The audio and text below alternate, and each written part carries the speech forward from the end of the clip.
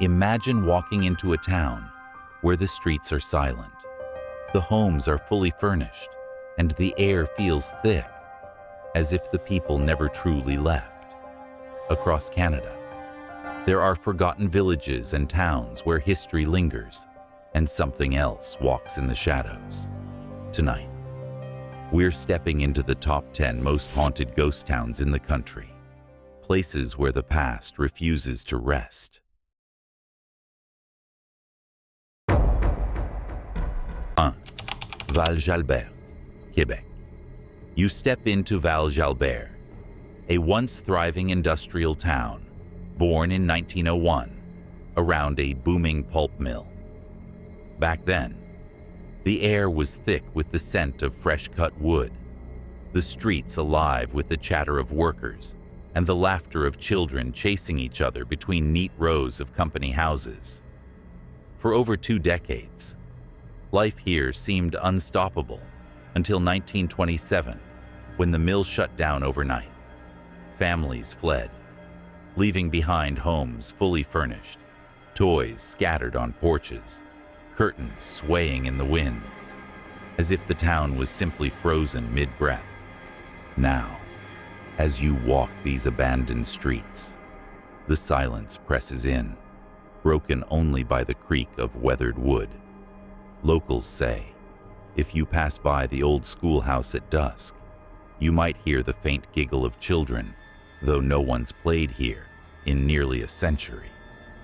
Visitors swear they've seen curtains shift, even when no wind blows. And one tourist caught a shadowy figure in an upstairs window on camera, though the building was locked tight.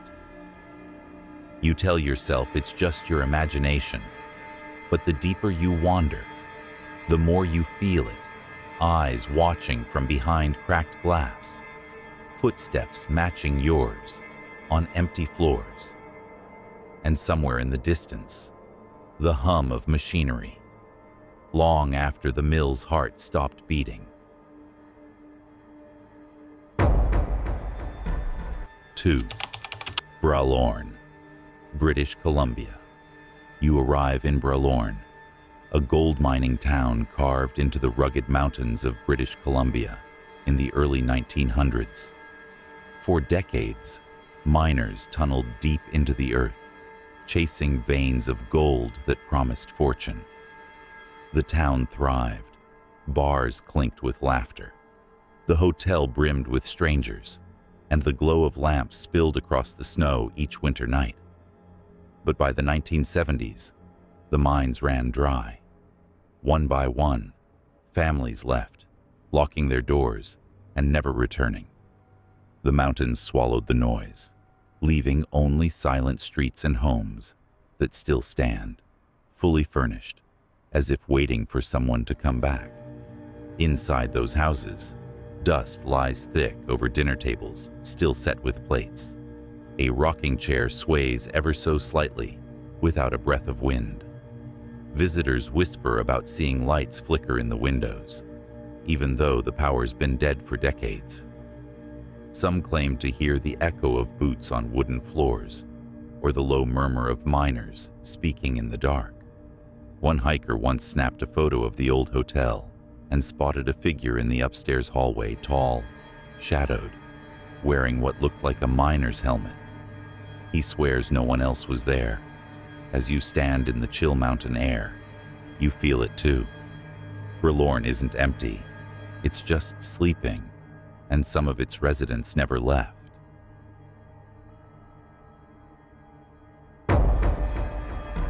3. Bankhead, Alberta. You make your way into Bankhead.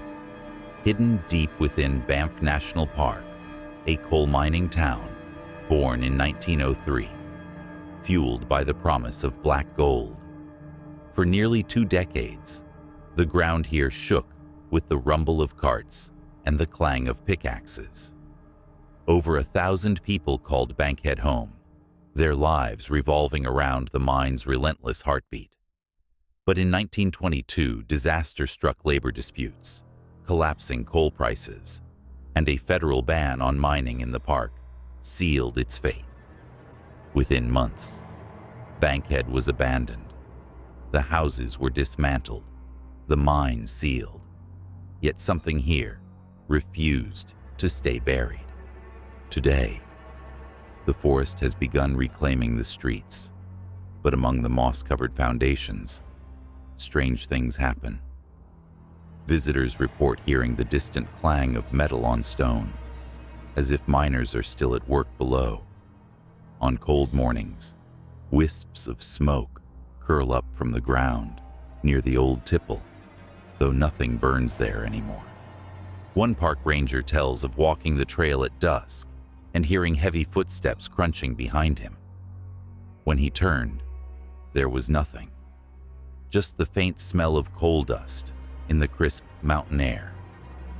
And if you listen closely at the mine's sealed entrance, you might hear a muffled cough, followed by the echo of a pick-striking rock sounds from a shift that should have ended over 100 years ago.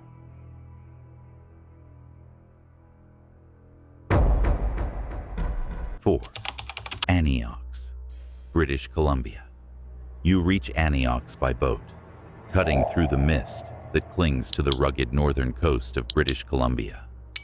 A century ago, this remote settlement roared with life home to more than 3,000 people, all drawn by the copper mine and its massive smelter.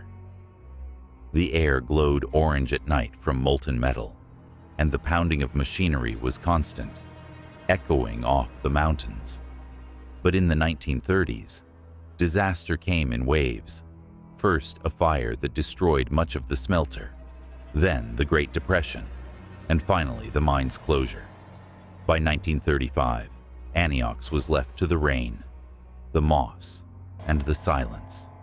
Yet silence isn't all you'll find here. On certain still nights, visitors swear they hear the deep rumble of engines from somewhere within the trees, or see plumes of smoke twisting up from the long-dead smokestacks. One kayaker reported spotting a lone figure standing on the rusted catwalk above the water when he called out. The figure simply stepped forward and vanished into thin air. Even locals who know these waters won't linger after dark.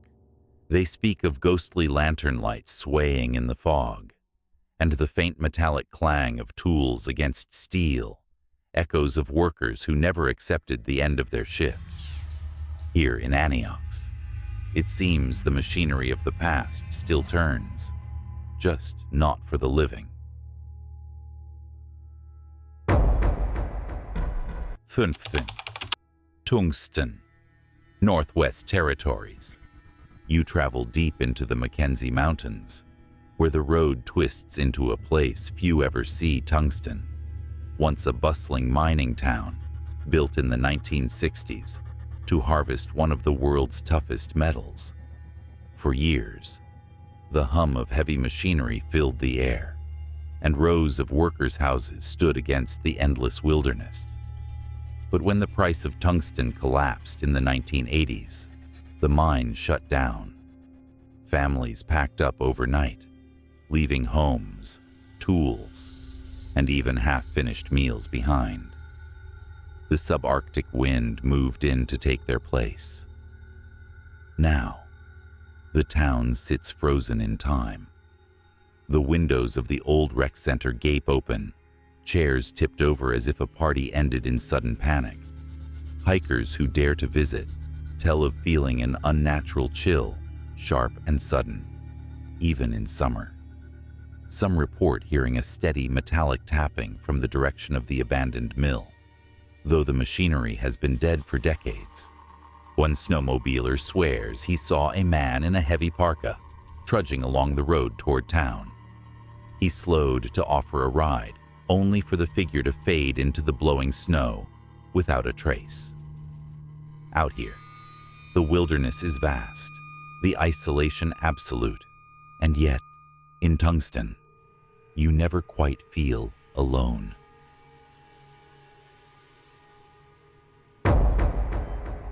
Six, Orion, Alberta. You drive through endless prairie until the land swallows the horizon, and there, half buried in the wind, is Orion. Founded in 1916, this tiny farming town once bustled with life. A general store stocked with flour and kerosene, a post office humming with gossip, children darting between the grain elevators. But the 1930s brought drought, dust storms, and the crushing weight of the Great Depression. Families drifted away, and Orion's heartbeat slowed to a whisper. Today, fewer than a handful remain, and the rest is silence. Yet silence here has a strange texture. Visitors describe hearing the faint jingle of a shop bell when they pass the boarded-up store, or seeing a curtain twitch in an abandoned house where no one lives. One traveler claims that while photographing the grain elevator at sunset, he caught the outline of a woman in a long dress standing on the balcony above the store, only to find the building locked tight. At night, the wind carries whispers across the empty streets, words you can't quite make out, but can almost feel in your bones. And as you leave, headlights sweeping across the last silo. You notice it footprints in the dust, fresh ones, leading not toward town, but deeper into the dark.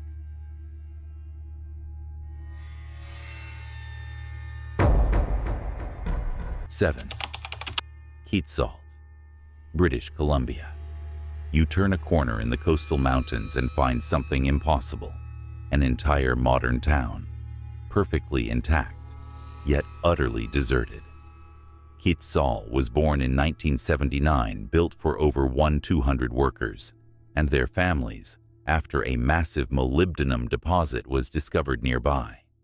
It had everything: a hospital, a mall, a cinema, even a curling rink. Streets were paved, lawns manicured, and houses filled with brand new furniture. But within just 3 years, global molybdenum prices crashed. In 1983, the order came down. Everyone must leave. In a matter of weeks, the town was empty. And yet, it doesn't feel empty. The buildings are still immaculate, as if the residents stepped out for the afternoon and never returned. Visitors talk about hearing doors click shut in the still air, or catching the smell of fresh coffee drifting from the shuttered cafe. One explorer swears he saw the light of a television flickering through a living room window, though there's no electricity here. Security guards who patrol say the eeriest thing isn't what they see, but what they hear. The faint, rhythmic thump of a basketball echoing through the empty recreation center. They've checked more than once, no one's inside. In Kitsault, it's not decay that haunts you. It's the feeling that the town is still alive, waiting for its people to come home. 8. Burchil Lake, Ontario. You follow a winding road into the forest and suddenly, there it is. Burchil Lake, a mining town that lived fast and died young. Born in 1959 around a copper mine, it was home to nearly 400 residents at its peak. Families filled the modest houses, kids raced their bikes down gravel streets, and the mine roared with life. But by 1967, the copper market collapsed. In a single season, the town emptied. Homes, a school, a service station. Everything was left standing, like a stage after the actors have fled. Today, the air here is unnervingly still. Inside the old school, faded report cards lie scattered on the floor, and chalk remains on the blackboard, frozen mid-sentence. Visitors say they've heard the faint clatter of lockers closing, or the echo of children's laughter from the playground, though the swings haven't moved in decades. One photographer recalls stepping into the abandoned gas station to take a shot, only to hear the sound of a car pulling up outside. When he turned, there was no vehicle, no dust, no sign of anyone at all. Out here, surrounded by dense forest, you realize the truth in Burchil Lake. The engines may be cold, but something is still moving.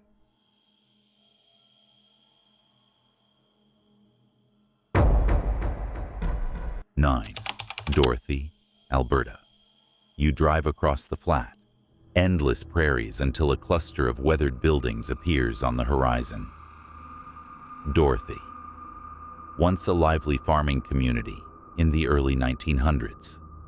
Back then, the grain elevators loomed over the land like sentinels. The two small churches filled with hymns every Sunday, and the general store bustled with neighbors trading stories. But the trains stopped coming, farms failed, and families moved away.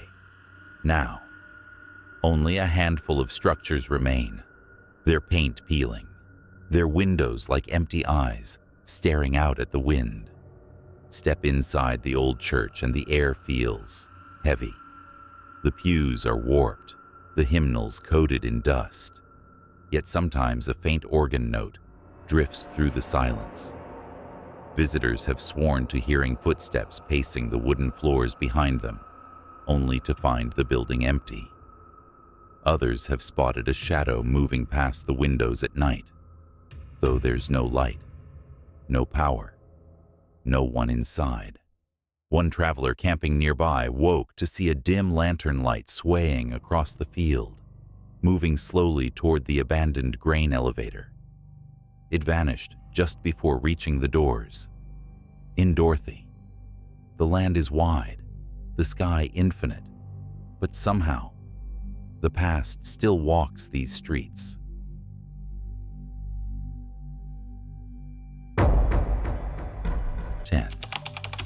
Keton, Saskatchewan. You drive along the lonely Redcoat Trail until the prairie swallows the horizon, and then you see it. Keton, once a modest farming town. It thrived in the early 1900s, its streets lined with small shops, its fields golden with wheat. But the Depression years hit hard, driving families to seek work elsewhere. One by one, houses went dark. Now, only a single family remains, surrounded by dozens of empty homes that stand like silent witnesses to a vanished life. Wander through Keton, and you'll hear nothing but the wind rattling loose shutters, until you realize the sound doesn't quite match the breeze. Visitors tell of voices drifting through the air, soft, conversational, but impossible to understand. A photographer exploring one abandoned house snapped a shot of the parlor and later saw, in the photo, a man seated in a chair by the window. The chair itself was covered in decades of dust. At night, the emptiness feels heavier. Locals say if you pass through on a moonless evening, you might see the warm glow of a lamp in one of the deserted houses. But when you step inside, there's only darkness and the faint impression of footsteps on the floorboards, leading deeper into the shadows. These towns may be abandoned, but they're far from empty. Whispers still drift through empty streets. Footsteps echo in boarded-up halls, and shadows watch from cracked windows. If you ever visit, remember you might not be the only one there.